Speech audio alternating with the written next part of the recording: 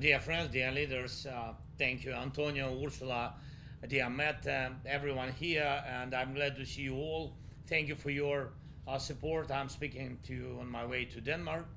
This evening, my team and I will be in Copenhagen, and for the past few days, our soldiers have already been in Denmark, and together with Danish and other partners, they are working on a shared defense system to protect against drones. And it's not just about infrastructure; it's a political issue as well. Russia is trying to go further. They always begin with hybrid attacks, and first it's something small, then something bigger. There is always a next step. That's why we need to act now together and with strength. I think all the leaders who already understand the danger and are joining forces, we need to build up our defense capabilities, and Ukraine can truly help. No country in Europe has more experience than Ukraine in defending against drones and missiles. I believe Europe will need to build a drone wall sooner rather than later, and drones are becoming a main weapon for armies and for criminal or terrorist groups. This is a fact.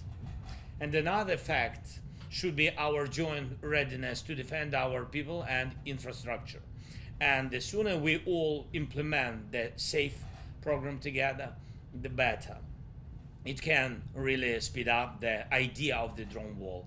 And we have to understand that the drone wall is not just about Ukraine, our neighbors, or the eastern flank. It's not only about our borders or our region. Russian drones and Russian threats are now a real issue for all countries on the shores of the Baltic Sea, and that means for all coastal countries in Europe.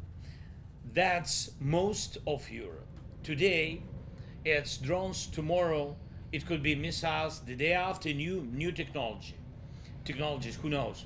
And we all need strong protection, every country in Europe, which means all of us together. No country can protect itself alone.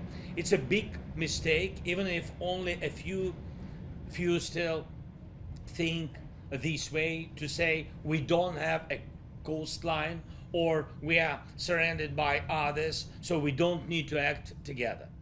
Today in Europe, nothing about security is separate from the rest of Europe. And this understanding must unite us. We all need protection, so we all have to work to make the drone wall and the security guarantees for Ukraine.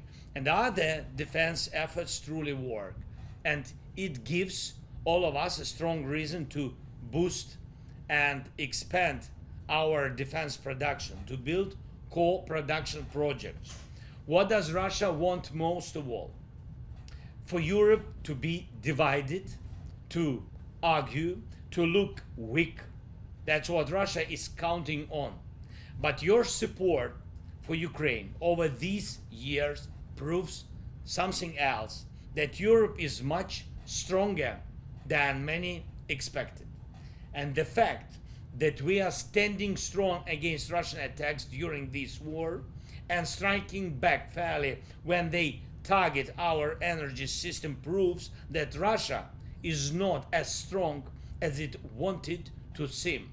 So we should not be afraid to build our own security models. Security guarantees for Ukraine, once we make them real, will become a model of security for others in Europe as well, and we are ready to be a driving force of this process together with you, dear partners. The same goes for the drone wall. These are all parts of something bigger, things Europe truly needs. It's also very important to respond to Russia directly so they feel the real price of their actions. We count on the quick approval of the 19th EU sanctions package. It's almost ready. Now only political decisions are needed. I urge you all to support it. This will also help our relations with America and with President Trump. He wants to see that Europe is acting against Russia for this war. Strong actions from Europe will strengthen the US response. And it's also crucial that Europe limits buying Russian resources, especially oil, putting pressure on Russian oil tankers and the money systems behind their energy exports weakens Putin and helps improve President Trump's view of working with Europe. So those who choose ties with Russia instead of America are going against both Europe and the US. We recently talked about this with American team, with President Trump, and we truly hope that guys from Hungary will listen to these shared signals from all of us. And we also talked about the frozen Russian assets, and most of them are still unused. These funds must be directed toward defense and Ukraine's recovery. The tools are already prepared, and now they need to be implemented quickly.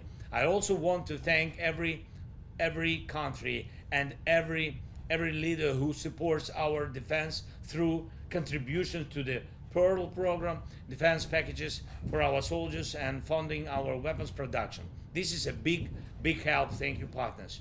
I encourage the countries not yet in Pearl to join, please. A few more quick important points. You can all see that we are holding back Russian forces on the ground. They had big plans for this year. They wanted to take more land, but Ukrainian soldiers are stopping them. Even in the hardest areas in Donetsk region, our men and women are standing strong, holding the line and pushing the occupiers back. We are also striking targets deep inside Russia.